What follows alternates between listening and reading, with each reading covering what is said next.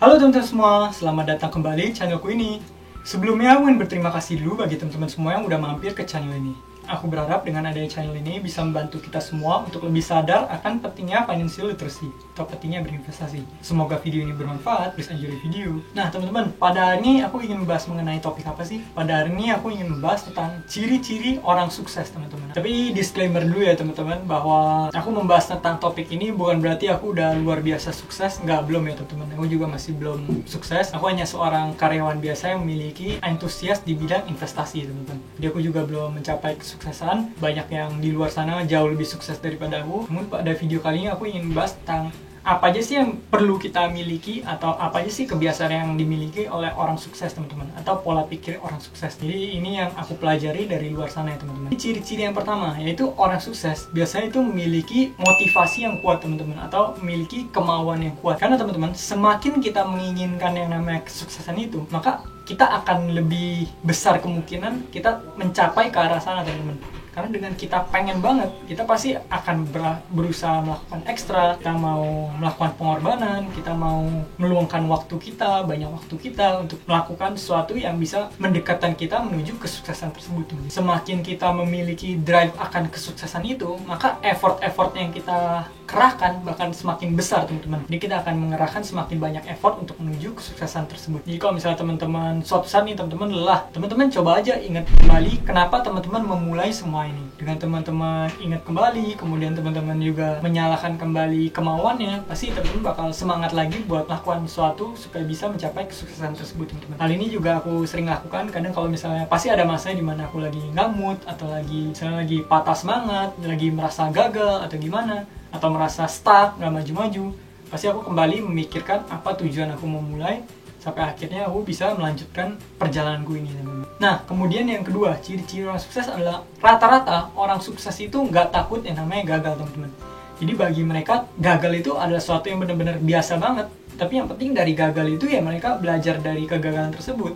Terus kemudian mereka melakukan effort supaya bisa bangkit, kemudian bangkit dari kegagalan itu. Kalau teman-teman perhatiin di video-video di channel ini kan teman-teman nonton tuh banyak banget video mengenai pemikiran mindset dari orang sukses. Pasti teman-teman lihat deh, rata-rata mereka yang super duper sukses itu adalah mereka yang dulunya pasti pernah ngalamin namanya kegagalan ini teman-teman. Bahkan ada salah satu juga yang bilang kalau misalnya kita belum gagal, itu artinya kita belum berusaha keras teman-teman. Karena kalau kita udah berusaha keras, pasti kita bakal ngalamin kegagalan demi kegagalan. Namun kegagalan demi kegagalan itu yang bakal bawa kita semakin deket lagi menuju kesuksesan kita. Jadi kalau misalnya kita ngalamin kegagalan, kita jangan sampai nyerah ya teman-teman. Mungkin bolehlah kita menyerah, tapi kalau bisa menyerahnya di hari itu aja teman-teman. Besok kita harus berusaha buat menuju tujuan kita lagi teman-teman. Jadi seperti yang kita ketahui, yang namanya sukses itu bukannya pilihannya antara sukses atau gagal ya teman-teman, tapi gagal baru akhirnya sukses. Kalau misalnya ada yang langsung sukses di usaha pertama, itu benar-benar luar biasa teman-teman, karena kebanyakan kasusnya nggak gitu.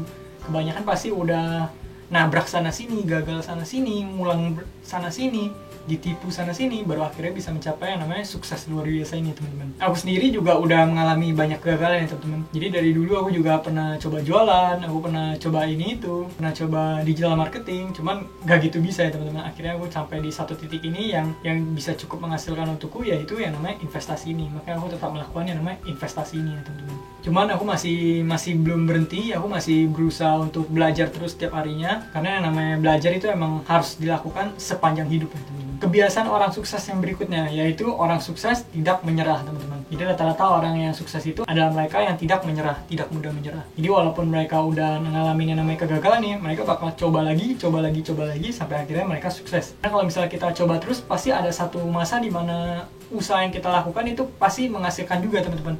Karena dengan kita mencoba lagi, kita pasti udah belajar dari kesalahan yang sebelumnya. Kita nggak mungkin ngulang lagi dari nol lagi teman-teman. Jadi kita udah ada ilmu yang kita pelajari. Maka ada pepatah yang bilang either you earn or you learn.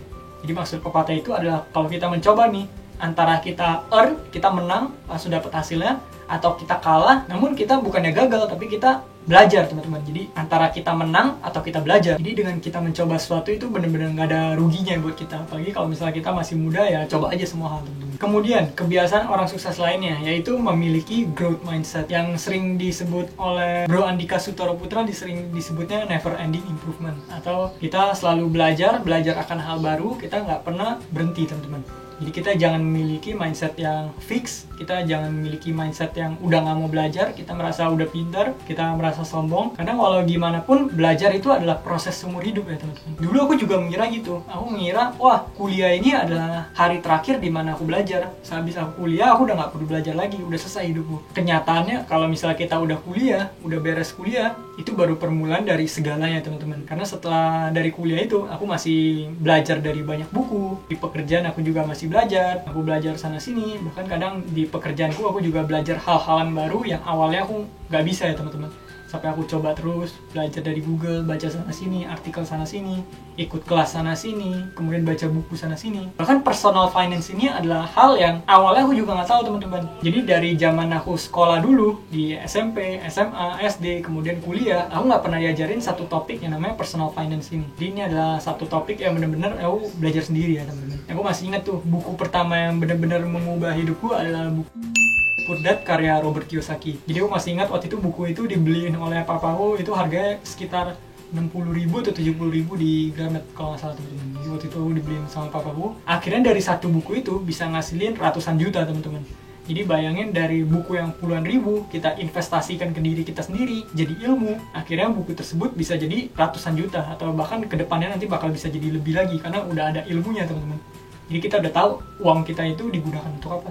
Kemudian kemampuan yang dimiliki oleh orang sukses ini adalah mereka biasanya memiliki literasi keuangan yang baik teman-teman. Karena seperti yang kita ketahui nggak bisa dipungkiri bahwa kita mau profesi apapun, pada akhirnya kita perlu memiliki yang namanya financial literacy ini teman-teman. Mau kita profesi apapun kita perlu tahu gimana cara kita mengelola uang kita, gimana cara berinvestasi, gimana kita memiliki financial literacy, itu adalah suatu hal yang wajib ya teman-teman. Seperti yang kita ketahui, uang itu merupakan salah satu alat yang penting dalam kehidupan kita. Gak bisa dipungkiri bahwa hampir semua keputusan yang kita ambil dalam hidup itu pasti ada kaitannya sama uang teman-teman. Jadi uang ini adalah salah satu faktor yang benar-benar gak bisa dijauhin dari hidup kita. Uang itu adalah satu hal yang penting. Teman-teman bisa cek di playlist Daniel Yanto, aku membahas banyak banget nih hal-hal mengenai personal finance dan lain-lain ya teman-teman. Kemudian kebiasaan yang dimiliki orang sukses lagi adalah paham stoicisme, atau mereka hanya fokus pada hal-hal yang mereka bisa kontrol teman-teman. Jadi hal-hal yang mereka nggak bisa kontrol, mereka nggak fokus ke sana karena itu sama aja buang energi teman-teman. Buat apa kita fokus di hal yang nggak bisa kita kontrol? Pada akhirnya kita nggak bisa mengubah apa-apa. Contohnya nih, kita nggak bisa apa yang nggak bisa kita ubah. Contohnya kita nggak bisa mengubah masa lalu kita. Kalau hal itu udah terjadi ya kita nggak bisa mengubah masa lalu. Buat apa disedihin lagi? Buat apa dipusingin lagi? Tapi yang perlu kita lakukan adalah kita belajar dari masa lalu tersebut. Hal lainnya lagi nih yang kita nggak bisa ubah. Contoh kita terlahir di keluarga mana? Kita terlahir di keluarga kaya atau keluarga miskin, itu kan sesuatu yang kita nggak bisa kontrol teman-teman. Jangan kita kebanyakan mikir, wah andai aku terlahir di keluarga yang kaya, andai aku terlahir di keluarga yang berkecukupan, andai aku terlahir di keluarga konglomerat, pasti aku bisa begini, begitu. Pada kenyataannya kan yang terjadi adalah kita tidak terlahir di keluarga kaya, itu harus kita bisa terima teman-teman. Karena itu adalah sesuatu yang nggak bisa kita kontrol. Jadi yang bisa kita lakukan adalah kita fokus pada hal yang bisa kita kontrol. Tentunya tentang kebiasaan kita mau ngapain dalam hidup, tujuan kita apa, effort yang kita lakukan apa, mindset kita gimana, terus kita kesehariannya harus ngapain, itu kan sesuatu yang bisa kita ubah, bisa kita kontrol. Nah, itu aja yang kita fokusin teman-teman. Kita fokus di hal-hal semacam itu aja teman-teman. Kita fokus di memperbaiki diri, kita fokus di investasi ilmu, ningkatin skill kita fokus di belajar literasi keuangan dan lain-lain teman-teman. Jadi kita jangan fokus di hal-hal yang kita nggak bisa ubah, kita fokus di 100% di hal yang kita bisa kontrol ya teman-teman. Selanjutnya adalah memiliki disiplin diri atau memiliki habits yang baik. Ini adalah satu hal yang benar-benar sangat penting ya teman-teman. Walaupun ini kelihatannya emang sepele atau hal kecil banget, tapi habits kecil ini dalam jangka panjang itu dampaknya bisa jadi luar biasa ya teman-teman. Teman-teman bisa coba baca buku Atomic Habits. Jadi buku-buku itu pasti mengajar hal kecil apapun itu, kebiasaan kecil apapun itu yang kita lakukan secara terus-menerus dalam jangka panjang, itu bisa jadi sesuatu yang luar biasa ya teman-teman. Contoh nih, kita punya kebiasaan kecil, kita selalu setiap hari kita membaca 10 halaman buku mengenai personal development. Teman-teman mungkin mengira, itu cuma 10 halaman itu kecil banget, pasti nggak ada efeknya. Nah, teman-teman coba bayangin, 10 halaman itu kita lakukan secara konsisten teman-teman. 10 halaman per hari, 1 bulan itu udah 300 halaman ya teman-teman. 300 halaman kita kali 12, jadi setahun, itu udah berapa? Itu udah 3.600 halaman. Kalau satu buku itu sekitar 200 halaman, itu kita udah membaca sekitar 18 buku ya teman-teman. Nah bayangin setahun kita nyesain 18 buku itu udah termasuk banyak banget teman-teman. Jadi teman-teman jangan lihat satu kebiasaan kecil itu bakal bisa berdampak gede banget teman-teman. Kayak misalnya teman-teman mungkin cuma olahraga setiap hari setengah jam. Coba teman-teman lakukan itu secara konsisten. Dalam 1 tahun 2 tahun fisik teman-teman jadi kuat banget kalau misalnya teman-teman lakukan itu secara konsisten. Makan sehat juga, kalau misalnya teman makan sehat dalam jangka panjang kesehatan teman-teman bakal terjaga itu. Jadi efek compound itu benar-benar ada. Kalau misalnya contoh nih, kita setiap hari memiliki kebiasaan sehingga kita selalu tambah bagus 1% teman-teman. Mungkin teman-teman ngeliat 1% tuh kecil banget ya. Tapi 1% itu kalau compoundkan dalam setahun di pangkat 365 itu bisa jadi berapa belas kali lipat teman-teman. Jadi teman-teman jangan lihat 1% setiap hari itu kecil. Jadi hal-hal kecil itu bisa benar-benar berdampak banget. Nah jadi orang-orang sukses itu biasanya mereka memiliki habits yang bagus ya teman-teman. Pasti mereka punya habits di hal-hal yang mereka anggap penting, mereka fokus di sana sampai akhirnya dalam jangka panjang itu bisa berdampak banget. Nah kalau aku pribadi, habits yang aku lakukan adalah investasi ini teman-teman, dimana aku selalu mengisi 60% dari penghasilanku untuk aku gunakan untuk membeli berbagai macam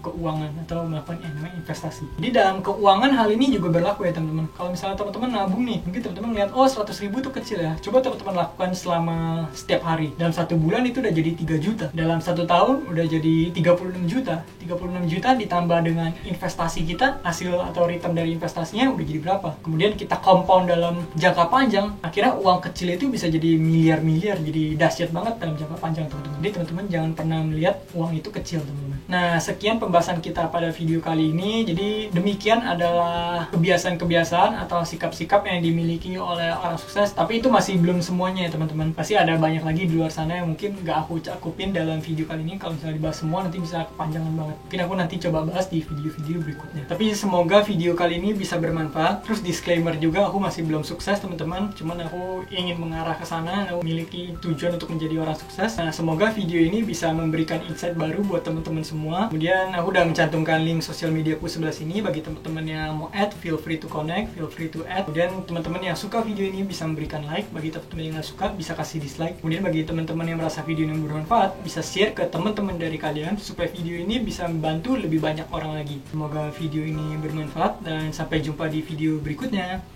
Bye.